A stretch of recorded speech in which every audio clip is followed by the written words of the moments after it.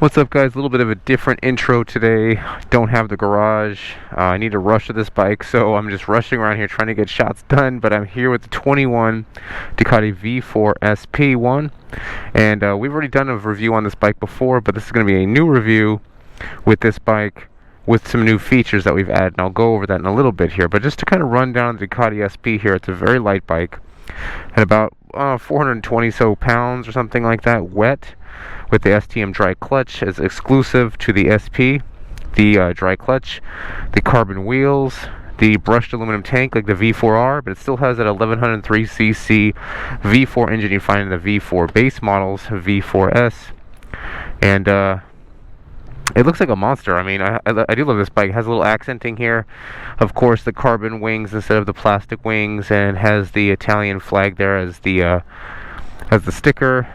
We have Öhlins and Brembo as far as the suspension and the anchors. And overall, I mean, the bike is just out of the box. Almost don't need to mod it.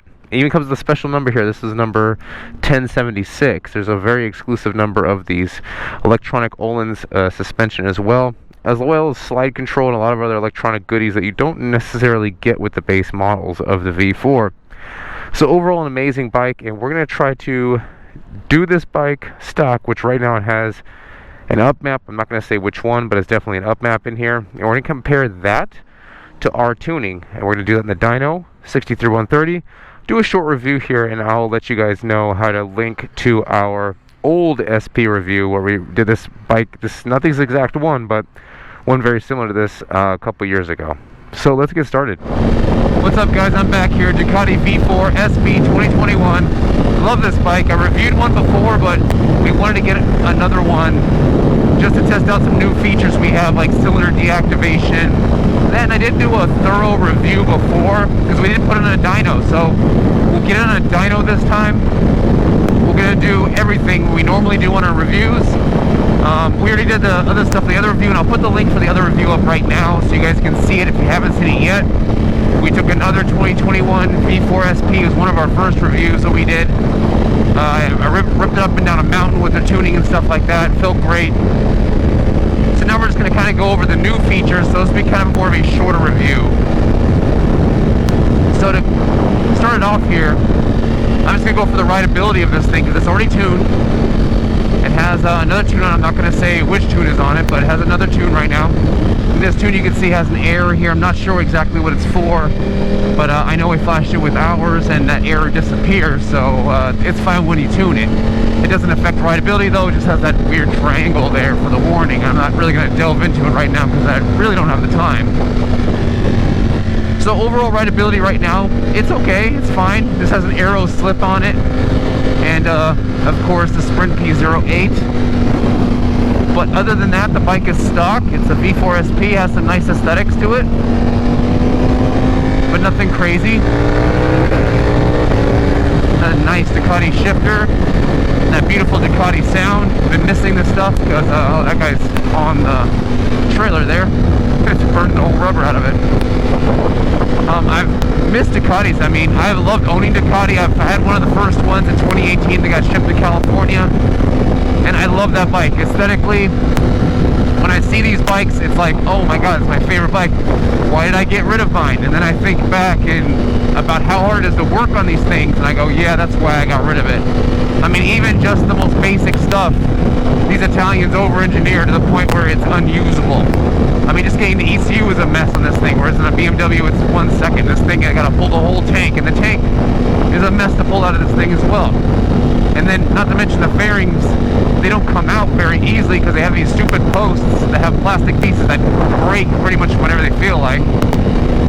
So it's just kind of a mess working on Ducati, but actually riding it, the experience is great. It's very polarizing for a lot of people, I know that. The bike is hit and miss, meaning you either love this bike or you hate it, because Ducatis, they want to kill you, and they don't care how you feel, because they're going to be hot as hell, they're going to be bucking, they're not going to want to be super low in the RPMs, like bikes like BMW love to be ridden down low and up high. This one just likes to be ridden mid-range, up high, and that's pretty much it, and that's where it belongs. Even the seating position isn't as comfortable as a BMW, not even close. No heated grips like the BMW has. Oh, never mind, sorry. I take that back. Heated grips, no cruise control. control though. It doesn't have the navigation or that robust TFT that BMW has, so hopefully Ducati will be updating their lineup pretty soon here. I know with the newer models, the 23, they have a new layout on the screen, but it's not like a revised screen per se. But it doesn't look bad, and in 2018 this was badass when it came out. Ducatis are very unique, especially the way they sound. The reason being is because it has this V4. So the bike's super slender because there's 2 cylinders up front, 2 cylinders in the rear. It isn't an inline 4 like you have with the BMWs. And if you line them up side by side and look from the rear of a BMW and a Ducati, you'll see the difference, and it's striking. The Ducati is very short. Very slender, almost like a dirt bike, whereas the BMWs, it looks really wide, looks really cumbersome. They did that for a reason, to keep the bike nice and slender, of course, and they also counter the rotation of the crank against the wheels to reduce the gyroscopic effect and make the bike more flickable in the turns, which you can feel in this bike, evidently. I mean, the bike only weighs 420 pounds or something like that, 425 pounds, somewhere around that neighborhood. And you feel how light it is, even though it's a monster to handle.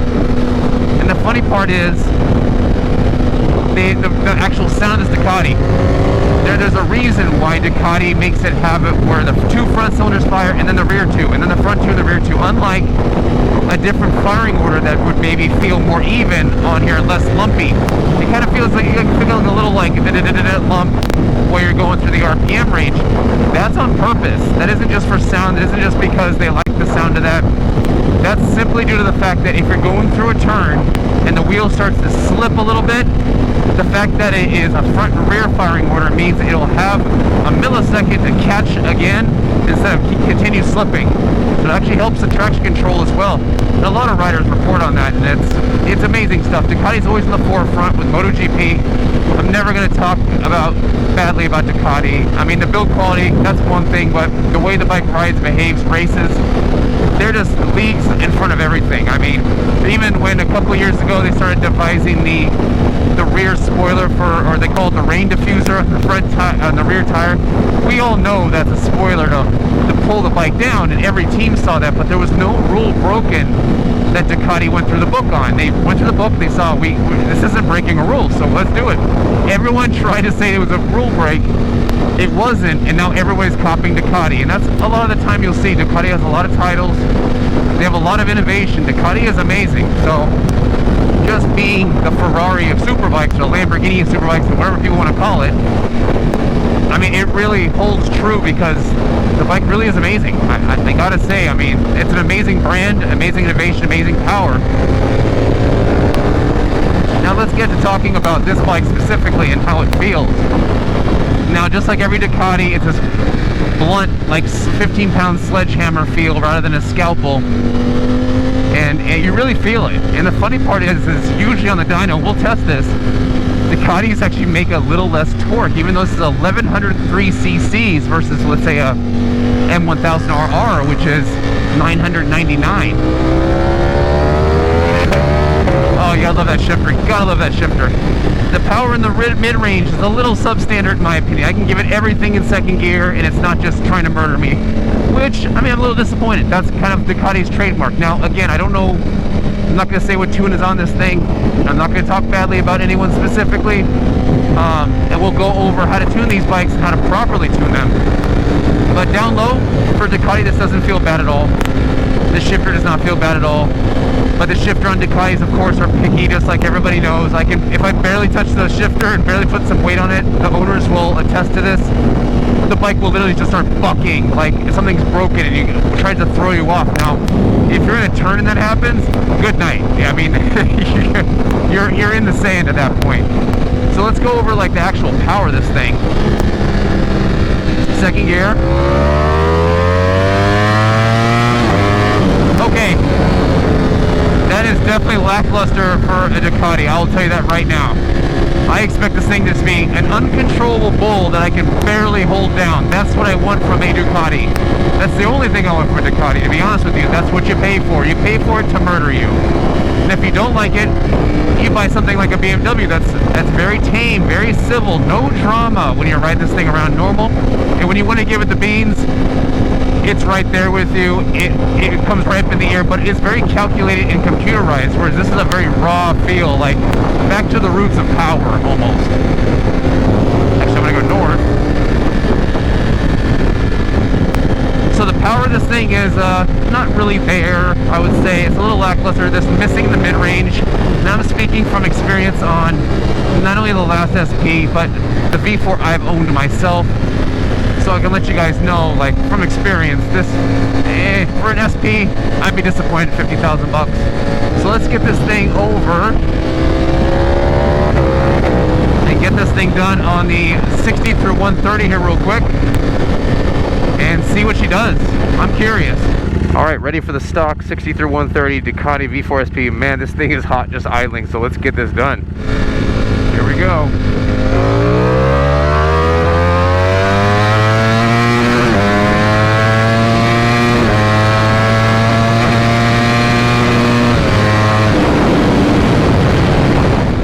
I think I'm gonna take another stab at that one because I hit the limiter a couple times.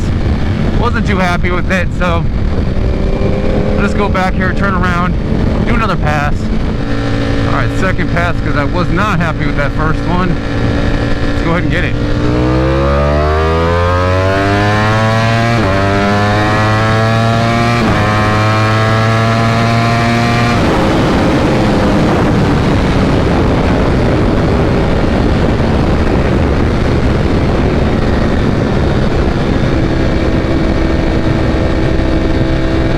So 60 to 130 in 4.8 seconds. That's pretty respectable, but you'll see at the top there, you see that massive dip. And that massive dip is just due to the fact that I was shifting, and the shift bogs the bike that much. It's that crazy. So now we're gonna go over to the dyno right now, after our overall here. We're gonna see which power the stock file makes, or the file that's in the bike right now. And then we're gonna throw our file into it and see what that makes. So let's get to the dyno, guys. What's up, guys? We're over here in San Diego at Lee's Cycle on the dyno with our Ducati SP1 2021. And we're gonna get some numbers today. Let's see what she does stock, and let's see what she does flashed.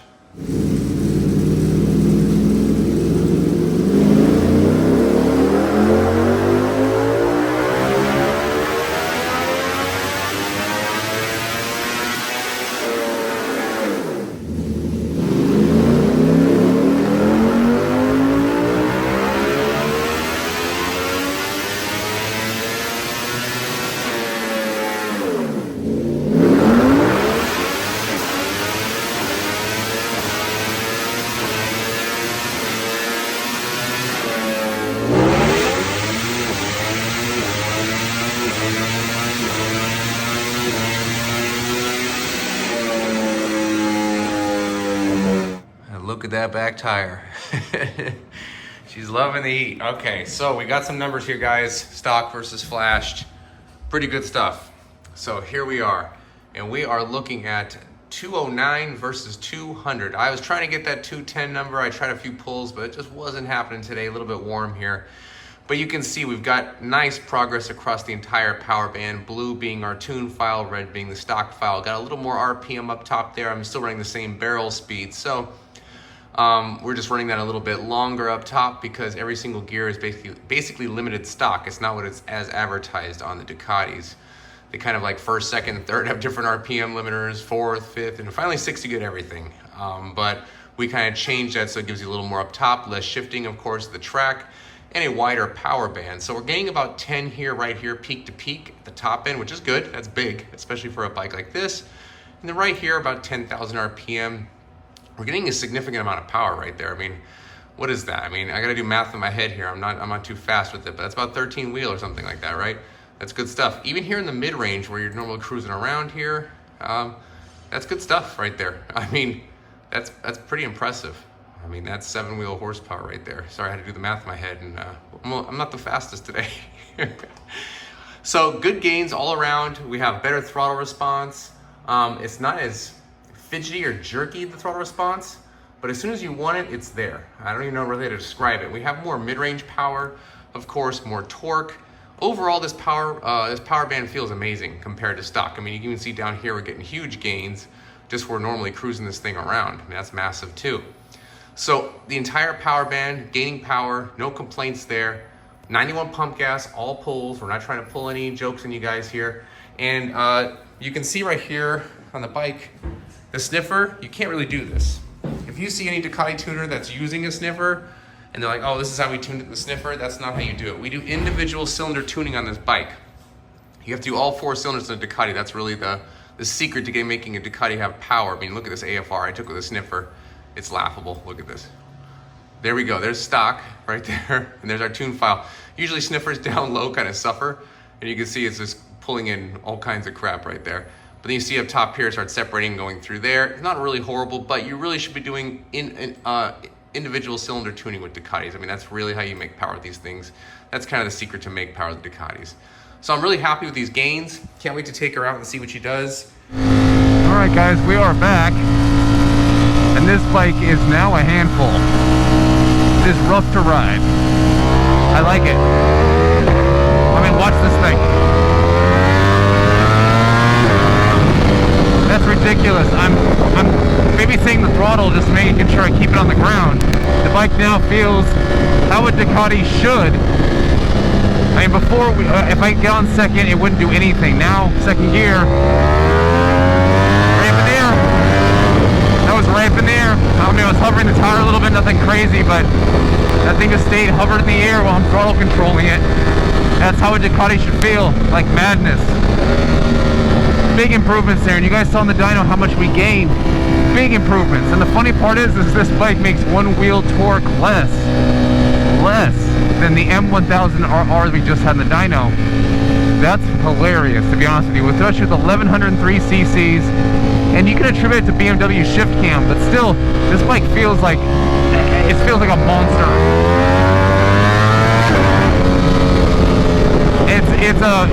It's almost like an assault on all your senses. There's so much sound, so much speed, so much noise.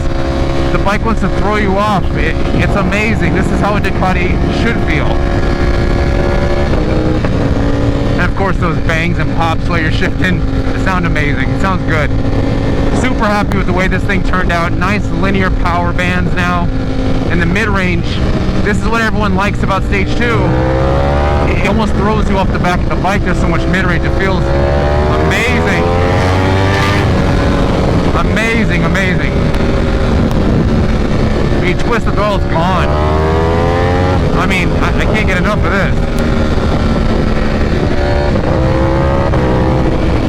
I mean, it is a brutal, brutal bike. And again, some people like that about Ducati. That's the big turn on about Ducati. Or you hate that about Ducati, and it's just not a refined bike. It's just like a piece of marble that hasn't been chiseled out yet. Well, yeah, but that's what the draw of this bike is. That's why people like the bike. So I think what we should do right now is get some 60 through 130 and compare it to that first 60 through 130 of the 4.8. See if we can do any better. I think because I'm starting in second gear, we're really feeling that mid-range, which I can get these faster if I really wanted to and start in first gear and put a lot of effort into it, but I really just want to kind of get a second gear. You feel the mid-range all the way to the top end, and then see how that top end goes, shifter, shifter, shift. That's how we like to do it with these things. I'm getting blocked out by a cop here. So let's go over the 60 through 130 and see what this thing does right now. Alright guys, back here with the V4 SP. It is still too hot to let this thing idle even at 70 degrees or whatever it is, or 73 degrees. So we're going to get this post-flash 60 through 130. Let's see what she does. Alright, this girl's going to be a handful, but let's get it. 60 through 130, here we go.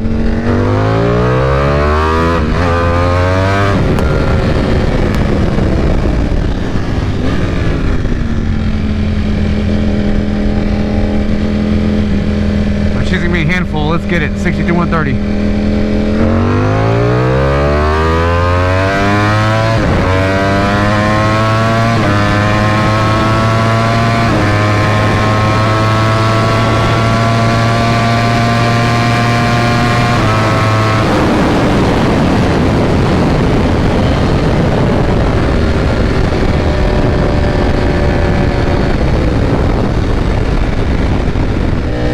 did a 4.4 60 through 130 versus that 4.8 60 through 130 stock. That is 0.4 of a second faster.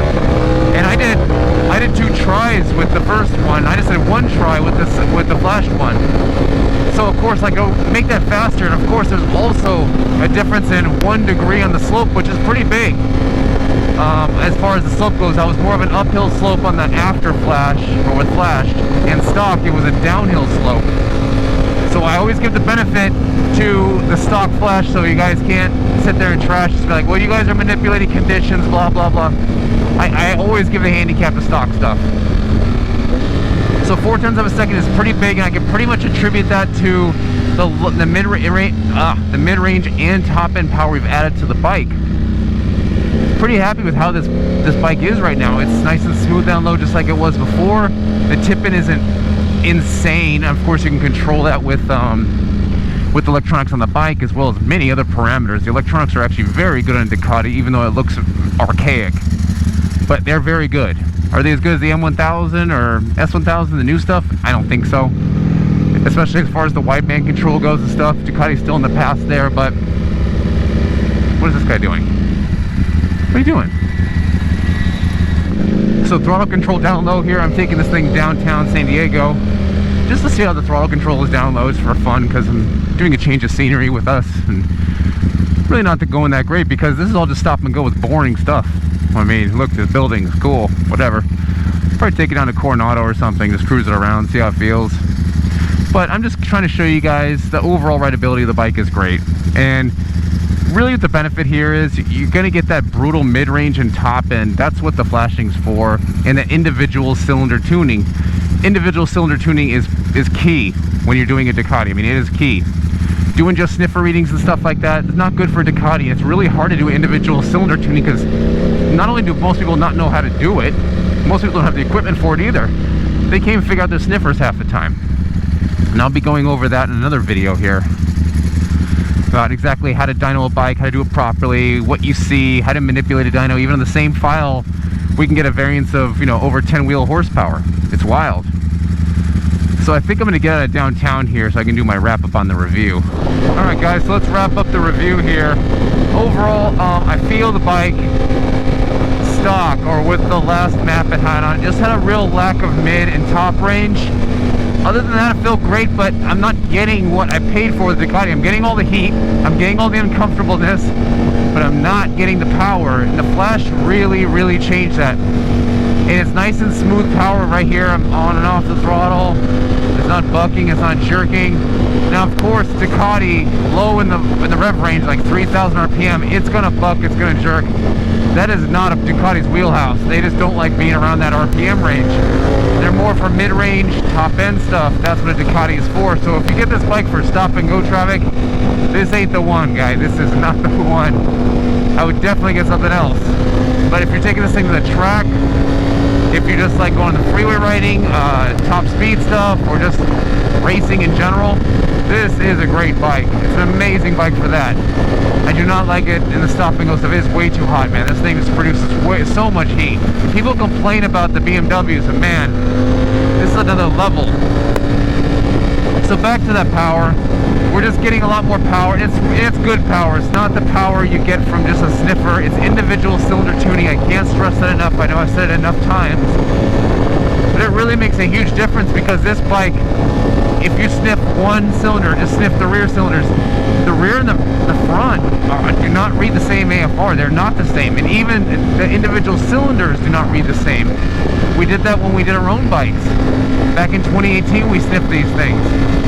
So just to let you guys know, our R&D for this bike goes back to 2018, just for the V4 platform.